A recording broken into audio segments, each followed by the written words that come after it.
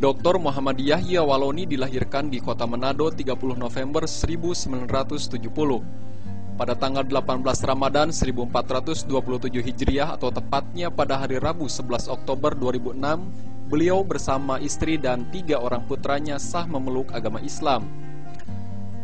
Bagi beliau, memeluk agama Islam memiliki makna filosofis dan spiritual. Sesungguhnya bukan pindah agama tetapi kembali ke jalan yang lurus. Sebelum beragama Islam, beliau adalah seorang pendeta atau pelum GKI di tanah Papua, klasis Raja Ampat, Sorong Kepulauan, Provinsi Irian Jaya Barat. Beliau juga pernah menjabat ketua atau rektor STT Calvinis Ebenezer Sorong sejak tahun 1997 sampai 2004. Selanjutnya pada tahun 2003 beliau meningkatkan status STT Calvinis ke tingkat universitas yang saat ini dikenal dengan nama Universitas Kristen Papua atau UKIP Sorong. Pada tanggal 28 Januari 2004 beliau mengundurkan diri dari Universitas Kristen Papua atau UKIP. Tanggal 10 Februari 2004 beliau ditugaskan oleh pihak Gereja Kristen Pemancar Injil atau GKPI Tarakan. Beliau bertugas memimpin jemaat di Desa Long Telenjau, Kabupaten Tanjung Selor, Provinsi Kalimantan Timur. Di samping tugas kependetaan, beliau sempat mengabdikan diri sebagai dosen di Universitas Balikpapan atau Uniba tahun 2005 hingga 2006. Beliau menyelesaikan studi S1 Teologi di STT Calvinis Ebenezer Manado tahun 1996. Tahun 2000 menyelesaikan studi S2 Teologi dan program S3 Filsafat di Institut Teologi Oikumene Immanuel Manado tahun 2004. Ketika masih menjadi pendeta, beliau sangat digemari oleh para jemaat Kristen dalam hal berkhotbah, baik di Papua, Manado, Balikpapan, Tarakan, dan lain-lain. Di kalangan Kristen, penulis memiliki banyak sekali kaset-kaset khotbah, pendeknya qualified. Kini beliau sedang belajar Al-Quran dan Al-Hadis. Beliau bercita-cita ingin menjadi seorang da'i demi menegakkan kebenaran Allah Subhanahu wa Ta'ala di dunia ini, agar umat manusia terselamatkan. Alasan beliau memeluk agama Islam sederhana saja. Beliau mengakui bahwa Al-Quran adalah sebenar-benarnya firman Allah, sebab tulisan dan ajarannya sejak 1 Hijriah hingga sekarang ini tidak pernah berubah. Sedangkan Alkitab Kristen banyak mengalami perubahan akibat noda otak dan tangan manusia. Akhirnya beliau berkesimpulan, sesungguhnya Al-Quran adalah firman Allah Subhanahu wa Ta'ala, sumber kehidupan, iman, dan keselamatan dunia serta akhirat.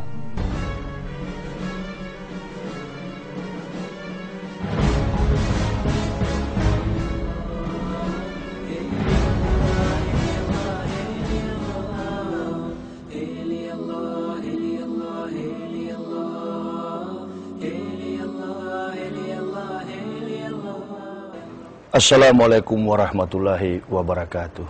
Waalaikumsalam warahmatullahi wabarakatuh. Bismillahirrahmanirrahim.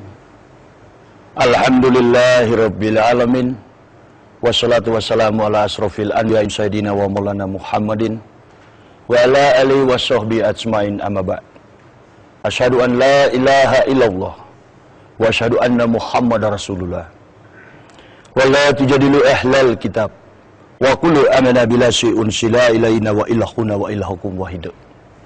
A'udzu billahi minasy syaithanir rajim. La tajidana asyadana syadawatan lillazina amanul yahuda wallazina asyraku wa la tajidana aqrabahum mawaddatan lillazina amanul lazina qalu inna nasrah zalika bi anna minhum qissisina wa ruhbanau wa annahum la yastakbirun. Wa iza zami'u ma unsila ila rasuli tara ayunakum tafidu minad dam'i mimma arafu minal haq yaquluna rabbana amana faktubna masyahidin Muhammad. Hadirin yang saya muliakan rahimakumullah, pada kesempatan ini saya hadir di tengah-tengah kita semua. Tentunya merupakan sebuah nikmat berkah yang patut kita syukuri kehadirat Allah Subhanahu wa Ta'ala.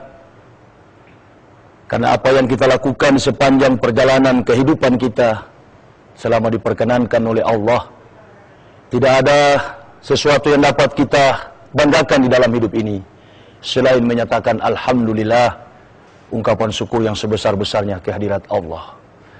Dan semua yang kita lakukan di dalam segala peristiwa hidup ini, sebagai orang-orang beriman tentunya mengacu dari sikap dan akhlak yang dipandu berdasarkan apa yang pernah dilakukan oleh baginda Rasulullah Muhammad SAW. Karenanya di kesempatan ini saya juga mengajak, marilah kita sekalian menyatakan salawat dan taslim kepada revolusioner Islam, junjungan Nabi besar Muhammad SAW. Saya pada kesempatan ini ingin menyampaikan sebuah pengalaman hidup yang barangkali bagi manusia ini hal yang tidak mungkin terjadi. Bagi manusia hal ini adalah sesuatu yang sukar, dan bagi manusia hari ini adalah mustahil. Tetapi yang kita yakini bersama sebagai orang-orang beriman bahwa bagi manusia mustahil, tetapi bagi Allah tidak ada yang mustahil. Saya telah diketahui oleh banyak orang di seluruh Indonesia, dari ujung timur Indonesia, tanah Papua. Karena dulunya saya berlatar belakang atau dalam background kehidupan saya adalah seorang pendeta. Yang kemudian saya memeluk agama Islam, yang bagi saya ini bukanlah hal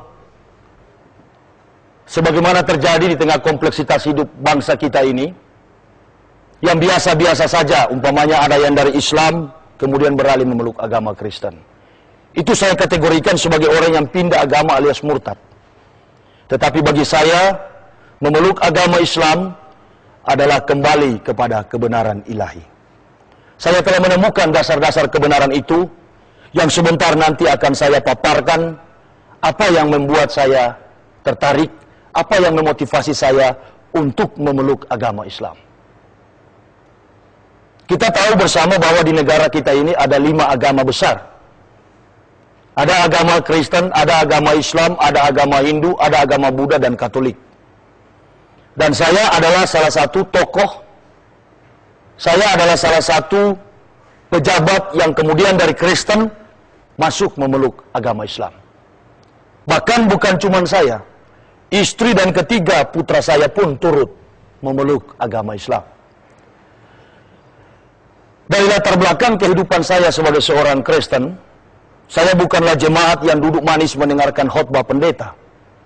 Tetapi saya adalah seorang yang berdiri di atas mimbar yang mengajak manusia untuk masuk ke dalam kerajaan surga menurut pemahaman teologi Kristen. Nah, ini yang memotivasi saya tentunya mengapa memeluk agama Islam sebagai seorang yang boleh dikatakan pendeta, tahu tentang kebenaran Kristen, bukan kebenaran Allah bagi saya sekarang. Bukan kebenaran Allah, tetapi kebenaran Kristen. Karena bagi saya agama Kristen itu adalah agama yang tidak sesuai dengan konteks silsilah daripada para nabi. Tetapi dengan sengaja, tanpa malu, tanpa sadar, tahu diri, tanpa menyadari siapa dia, kemudian membawa-bawa nama agama yang pernah dibawakan oleh nabi-nabi Allah, yakni Nabi Isa alaihissalam. Kita mengakui sebagai umat Islam bahwa Isa adalah kategori nabi yang dimuliakan dan sangat dihormati di dalam kebenaran kitab suci Al-Quran. Nah, inilah dasar yang memotivasi saya ketika sampai ke daerah Timur Tengah, ke Israel, maka saya mendapatkan pengakuan umat Israel itu jauh berbeda langit dan bumi